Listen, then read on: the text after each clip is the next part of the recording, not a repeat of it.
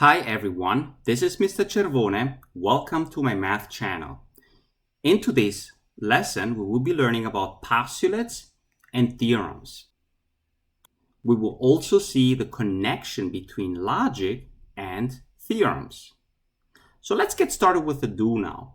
Now, before I read the do now, I want you to please be advised that it is very important to speak mathematically here and to say the things correctly. For example, when we have A, B, and C, you cannot just say A, B, and C are collinear if AB is equal to X, and so on and so on. So we need to be more specific. For example, when we see uppercase A, B, and C, we are referring to the points. So we have to be specific that these are points. Another thing that we need to be aware is that when we see, for example, AB here, so let me draw this, AB, we actually are referring to the distance between point A and B, right? The distance in between in a straight path. So please keep that in mind while we read the do now, and let's see how we can solve this. Okay, so the do now says point A, point B, and point C are collinear.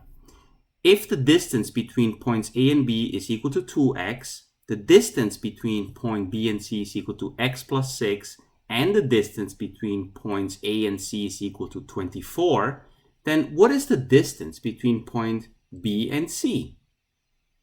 Also to notice is the word collinear. Collinear means that you have a straight path and all the points lie on the same line, okay? So that's what collinear means. Okay, so how would you solve this problem? Well, the first thing you want to do is draw a line with the points on it and label the segments of those lines in terms of x. For example, we can assume that points A, B, and C are collinear in order, such that the distance from A to B is 2x and the distance from B to C is x plus 6, as shown in the figure. Another information that we know from this diagram is that the distance from A to C is 24, okay? So how can we find out what the value is, or the distance between point B and C? Well, here we can come up with an equation, right? And say, okay, we know that 2x plus x plus 6, that has to be equal to 24, right? Because they're collinear. And by the way, this do now will motivate us to actually come up with some of the postulates. Basically, the postulates are ways for us to justify each of the steps, okay?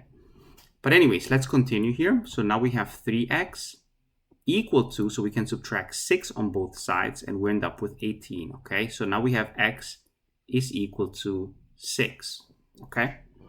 Since we have the x value, we go back and substitute into x plus 6. So instead of x plus 6, now we write 6 plus 6. Therefore, the distance from B to C is equal to 12, okay? And here we have our answer. Okay, is this the only answer? Well, in the do now, when we drew the line A, B, and C as shown in the diagram, we actually assume that A, B, and C are in order, an ascending order, okay? First A, then B, then C.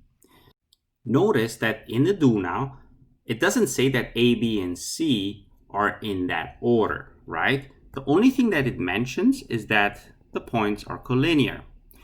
So what does that mean? That again, there could be a different arrangements of the letters as long as they're collinear, okay? So how many cases could there be then? Well, if you look at all the cases, excluding the symmetry for the same answers, there are 3 cases, okay? So for example, a second case could be where we have A followed by C followed by B. So for the second case, the distance between point AC is 24. The distance between C and B is x plus 6.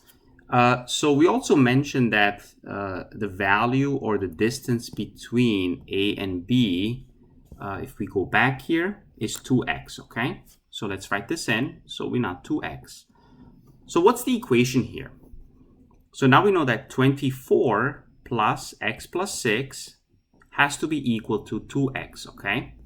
And now let's solve for x and see what we obtain for the distance from B to C. Okay, so here we can add this. So we get 30 equal to, and then subtract x on both sides, and we get x, okay? So now we know that x is equal to 30. Now we go back to BC because we want to find the distance from B to C, right? And in this case, all we need to do is substitute 30 for the x in x plus 6. So we have 30 plus 6, and the distance between points B and C is simply 36. And there's the answer. So as you can see, in case 1, the distance from points B and C is equal to 12, but in case 2, the distance is 36, okay? Again, there's a third case now that we will analyze. For example, we can have BAC in that order, okay? And they're still collinear, okay? Again, what do we know about BC, the distance from point B to C? Well, we know that that is equal to x plus 6, okay? So now the equation would be 2x plus 24 is equal to x plus 6. Okay, so we can subtract x on both sides, so you end up with x plus 24 is equal to 6, and then x is equal to a negative 18. Quick question. Do we need to exclude this answer right away? Well, the answer is no, because even though we know that BC is going to be a negative answer, but what if, hypothetically speaking, BC would be x plus 20? Well, we cannot exclude the x value right away because BC in this case would equal to 2, right? Because we still get a positive answer, okay? But again, in this case, obviously it's different. You have x plus 6, so it's negative 18 plus 6. So therefore, BC has to be equal to negative 12, okay? So we're going to write negative 12, okay? But then in parentheses, now we're going to write reject, okay? So we are rejecting this answer because you cannot have a negative value for the absolute distances between 2 points in space or on a plane, okay? Okay, so basically, the do now has 2 different answers for BC. One of them is 12, and the other one is 36. So this do now that we just worked on leads us to postulates and theorems. How so? Well, let's think about the following. How would you justify this step? Why we're able to add up segments, right? Everything has a justification. So there's something called a postulate, okay? And let's first introduce the definitions of what a postulate is and what a theorem is, and then we'll go back to this to develop some of the postulates that justify these steps. So according to the definition, a postulate or an axiom is something that is accepted as true without explanation or proof. So it's a basic principle. And I will give you some examples in this video on what some of the postulates are and why we accept them as true. Then we also have the definition of a theorem. So a theorem is a statement which can be proven using postulates, definitions, and other theorems, okay? And as a matter of fact, all theorems are conditional statements, okay? If P, then Q. And this is the connection to logic, okay? They're conditional statement, okay? If a hypothesis is true, then there's a true conclusion. And we'll discuss this in detail also in this and the next coming lessons, okay? So at this point, let's develop some of the postulates that will be used to explain the do now or to justify each step. So let's look at the segment ABC, the same segment from the do now, and see what postulates we can develop here that will justify some of the steps that we have used to solve the do-now. So what is the relationship between the distance between point AB, the distance between point BC, with the overall distance between A and C? Well, here we know that if you take the distance from A to B and you add the distance between B and C, that has to be equal to the distance from A to C, okay? So that's a well-known fact. However, we never thought about it probably, why this is true or what justifies this step. So in this case, what justifies this step is called the partition postulate.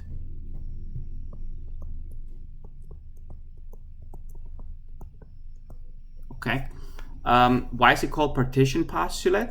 Because it comes from another definition, which is the following. So the definition is the whole is equal to the sum of its parts, okay? In this case, AC is considered to be the whole segment, and these are all the parts that you're adding up, okay? As a matter of fact, if you, for example, let's say you added a point D, then you could do AB plus BD plus DC, that is equal to AC, okay? Again, that is also the partition postulate because we're adding up all of its parts, right? These are the parts, and to say that they all add up to the whole, okay? So that's how you use the partition postulate. Now, when we have AB plus BC is equal to AC, here we're using the symbol here, which is the equality symbol, okay? So let me write this, that this is equal in mathematics, okay? So basically with equality, we're actually comparing two different values or two different objects, okay? Now it turns out that in geometry, there's another symbol that we use. It's an equality sign with a little tilde on top, and that is called congruent. Okay, so what does congruent mean? According to Wikipedia, the definition of congruent is as follows. In geometry, two figures or objects are congruent if they have the same shape and size, or if one has the same shape and size as the mirror image of the other, okay?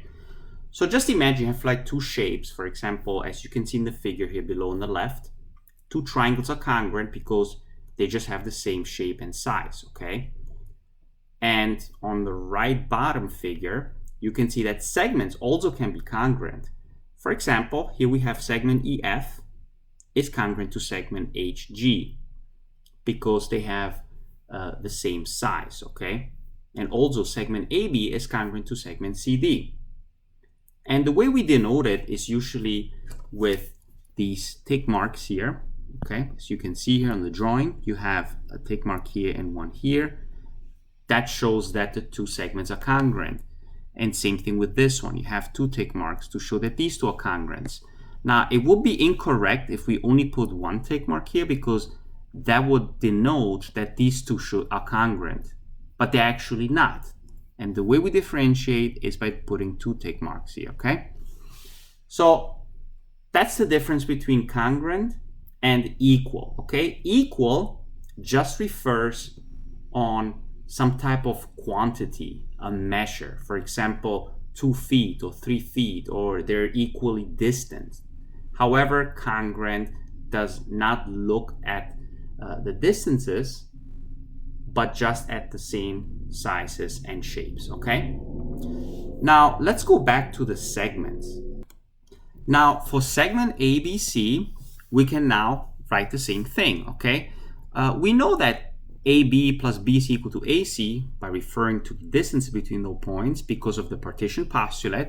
But now we can also write that segment AB plus segment BC is congruent to segment AC, okay?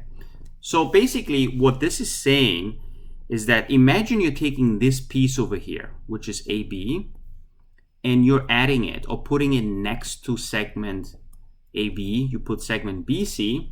If you put those together and make it collinear, that's what the plus sign refers to, then you end up with the same size or the same shape and size as the segment AC, okay? So now that is actually called the segment addition postulate, okay?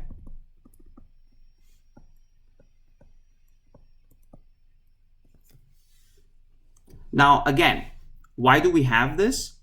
Because it's a postulate that is accepted as true. So there's no proof for that, okay? It's something that we intuitively all know to be true, something that we all accept. So what is the relationship now between congruence and equality for segments? And there's actually a biconditional logic statement that can be developed between the relationship between the congruence and equality.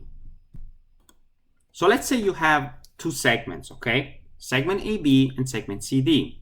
We also know that these two segments are equal in measure, but they're also congruent because of this, right? There's one tick mark for each segment. So in this case, we can clearly say that, okay, that segment AB is congruent to segment CD, correct? However, we can also say in this case that the distance from A to B is equal to the distance from C to D. Notice that there is no segment symbol on top for distances, okay? Now, this can only be said for segments, okay? And as a matter of fact, I'm going to put a double arrow because they're logically equivalent. As you remember from logic, the biconditional statement, they're logically equivalent. So basically what we're trying to say is the following, that if segment AB is congruent to segment CD, comma, then the distance from A to B is equal to the distance from C to D. Now, what about the converse of this statement? Is it also true? Well, if AB is equal to CD, then we can say that segment AB has to be congruent to segment CD. Do we all agree with this? Well, here we know that this statement is true and this statement is true. So that means that this actually becomes a biconditional now. So we can say that segment AB is congruent to segment CD if and only if AB is equal to CD, okay? So here, we just developed a biconditional statement between congruent and equality, okay? So this is now a biconditional. And it turns out that with biconditionals, you end up with definitions, okay? So what I'm trying to say here is that usually all biconditionals are also definitions, okay? And all conditional statements are theorems, okay? But I'm going to summarize this at the end of the lesson. Now, here we have a definition. So that means that we can come up with now a definition for congruent segments. And the definition is as follows. So the definition of congruent segments states that two segments are congruent if and only if they have the same measure. Again, we have a biconditional statement, which means that the conditional and its converse is true, and the biconditional, and with the biconditional, we can develop a definition. Okay, so let's look at another example. Let's say you have a segment AMC in which A, M, and C are collinear. We also know that here we have that these two are congruent, okay? So what can we say here? Well, there are a few things we can say. For example, we can say that segment AM is congruent, let me draw a better line here, is congruent to segment MC, okay? Which is also logically equivalent or is a biconditional to the fact that the distance from AM is equal to the distance for AMC, okay? But what else can we say here? Specifically, what can we say about point M here? Well, we know that this point here, let me use a different color, that is also the midpoint, okay? And as a matter of fact, there's a definition of a midpoint as well pertaining to segments that has to do with congruent segments. So the definition of a midpoint is the following. A midpoint of a segment is a point that divides the segment into two congruent segments, okay? Obviously, you can also use equality here, but since we're dealing with the word segment here, so let me highlight it. We're dealing with the word segment. We want to keep the definition in terms of segment here, okay? So we're just saying that it divides it into two congruent segments. Now there's an extension to this, basically a definition that is kind of similar. Let's look at it. Let's say you have a segment CD and segment AB, okay? What can we say here according to the figure? Well, we can say that segment CE, okay, so this segment CE is actually congruent to this part, segment ED, okay? And obviously now we know that E is the midpoint, okay? So we know E is the midpoint of segment CD. And again, the reason is because of the definition of the midpoint. Okay, what else do we notice here? How would you call segment AB here, this entire segment? Let me use a different color. There you go. Well, it turns out that this segment here is called a bisector, okay? So now we have a new definition. So how would you define bisector? Well, according to the definition, a bisector of a segment is a line that intersects the segment at its midpoint. Okay, so now why do we need to know these definitions of midpoint and bisector? Isn't it all the same thing? Well, it turns out that when you do a proof in logic, and also especially when you do a proof with postulational system, if you, for example, you know that segment AB is a bisector, but you want to prove that segment CE and ED are congruent, you must first define the bisector, specify that E is the midpoint, and then after that, say that segment CE and ED are congruent. So let's look at an example. Let's say you have the following. Your given is line L bisects segment AB at M, okay? So you can clearly see here from the image that this is the line L, it bisects it at point M, okay? We want to prove that the distance from A to M is equal to the distance from M to B. Well, it seems pretty obvious, right? And it is. The only thing we have to now be careful to be very formal with our proofs, okay? To include all the definitions, theorems, and biconditionals. So first, we construct a statement reason table. Then for number one, we're going to put the first given. Okay, so that line L bisects segment AB at M. Okay, or at point M. So that's the given. So let's think about this. What can we say next? Well, we know that now since it bisects it at M, we can only use the definition of bisector, right? Because we don't know anything about midpoints here yet. So we're given that it's a bisector. So that means that in this step number 2, we want to use the definition of segment bisector.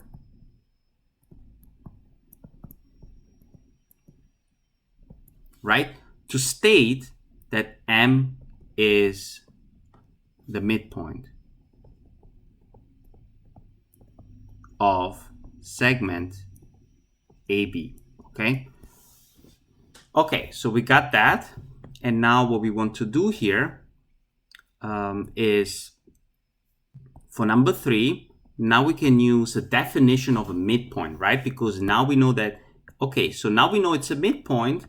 Now we can use a definition and state that, okay, segment AM is congruent to segment MB, okay? And as a matter of fact, in the figure here, you can clearly see it here that now M is the midpoint and we have segment AM is congruent to segment MB.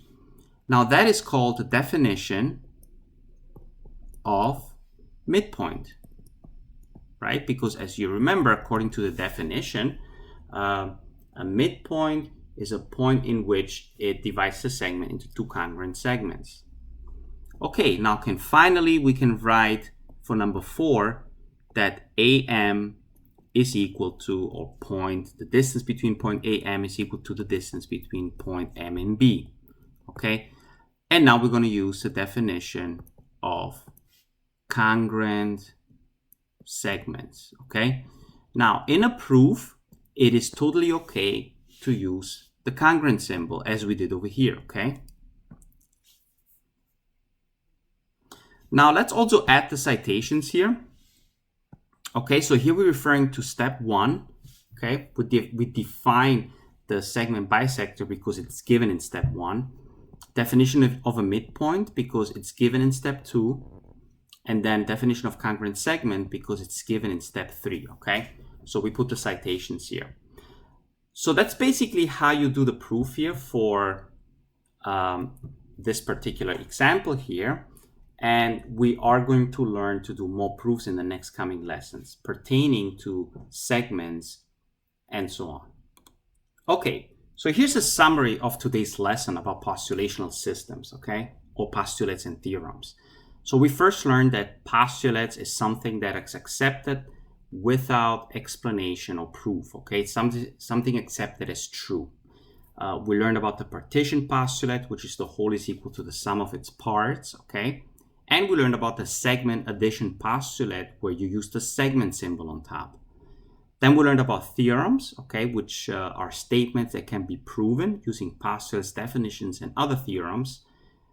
These are usually conditional statements, okay? If P, then Q. If something, then something else must be true. We did not introduce any theorems yet, but we will in the next coming lessons. Then we learned about definitions. That definitions are usually formulated as biconditional statements, if and only if. And we learned 4 definitions today.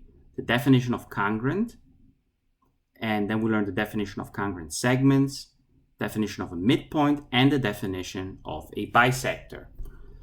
So that's basically it for today's lesson. I hope you enjoyed today's lesson. If you did, please click the like button. You can also post a comment on this YouTube video if you have any comment or any questions, okay? Otherwise, have a wonderful day.